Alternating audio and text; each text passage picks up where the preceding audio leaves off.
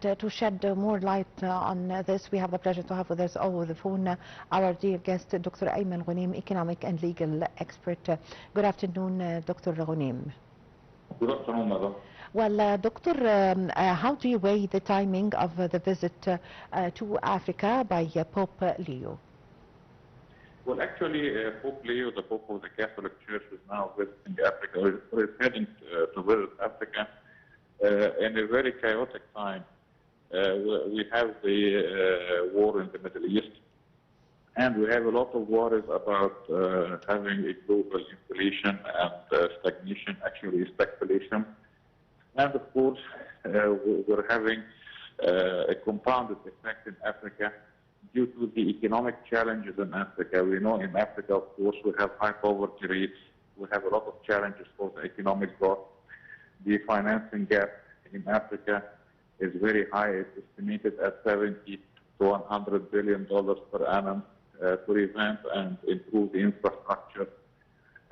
So the visit of the Pope now comes with political, spiritual, as well as economic implications.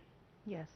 Yes, Dr. Ghoneim, the visit of Pope Leo XIV includes, besides Algeria, includes Cameroon, Angola, and Equatorial Guinea. Why, in your opinion, are these specific states are included in his tour? Well, actually, as I told you, the Pope has a lot of roles. He has a political role, he has a spiritual role, and of course, as a statesman, he has an economic role. But and all these roles are interrelated. The Pope reaches out to the places that are mostly in need politically, spiritually, and economically. These countries, of course, may have high challenges in their economies. Poverty rates are high, financing gaps are high. And talking about financing gaps, we're not only talking about the requirement for infrastructure, for improving infrastructure, but we're also talking about the requirements for structural reformation, for adaptation to the climatic changes. We're talking about the requirements for improving the healthcare system, the educational systems. That are the foundation for changing the economic conditions and fighting poverty. So the Pope is now reaching out, and he's reaching out with a political and a spiritual message. The message is that we have to, or the developed world must look to us, must look at Africa, and must do something to help Africa on the economic and the financial side. That, of course, will lead to better infrastructure, better healthcare systems, and better educational systems. Yes. Pope Leo have referred to himself as the son of Saint Augustine. How does this personal spiritual identity change the nature of his visit to Algeria compared to previous papal trips to North Africa?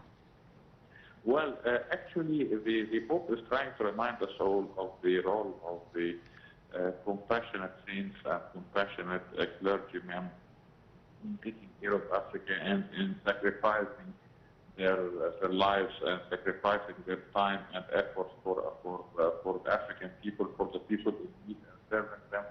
The Pope is trying to give a message of service, a message of compassion, and also a message of help and care. He's trying to tell us that to help the African nations, we need to be compassionate. We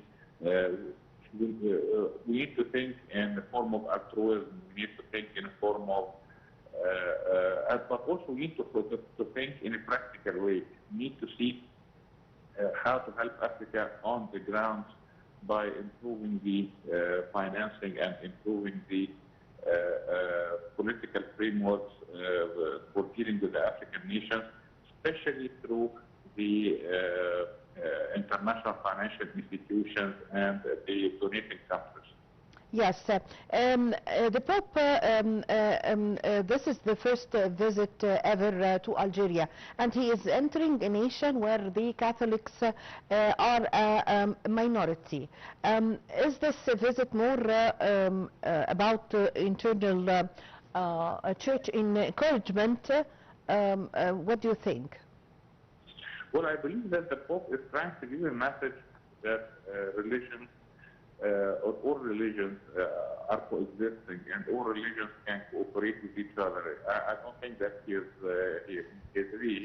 really cares about the percentage of Catholics in the countries in which he is visiting, as much as the message of coexistence, the message of peace, the message of cooperation, and the message that the Christian faith is a faith that embraces the values of cooperation, the values of sacrifice, and the values of altruism. Yes. In Algiers, the Pope had visited the Great Mosque. Given the current global tensions, what specific theology of encounter is he trying to model for the other world leaders? Well, actually, this is another message of peace and coexistence between religion and cooperation between religions.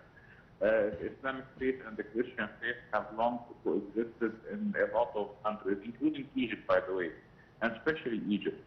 The Muslims, they have embraced Christians and vice versa, and receiving the Pope in the mosque with all its ideological, spiritual, and political meanings and political symbols. This gives a message to the whole world about the true meaning of religions and the true idea of peace and coexistence, and the true idea of cooperation between different faiths, especially the Islamic and the Christian faith. Yes, Pope Leo have recently responded to criticisms from the U.S. administration regarding his foreign policy. So how does his visit or tour in Africa would tell about the Vatican's independence from the Western political interests?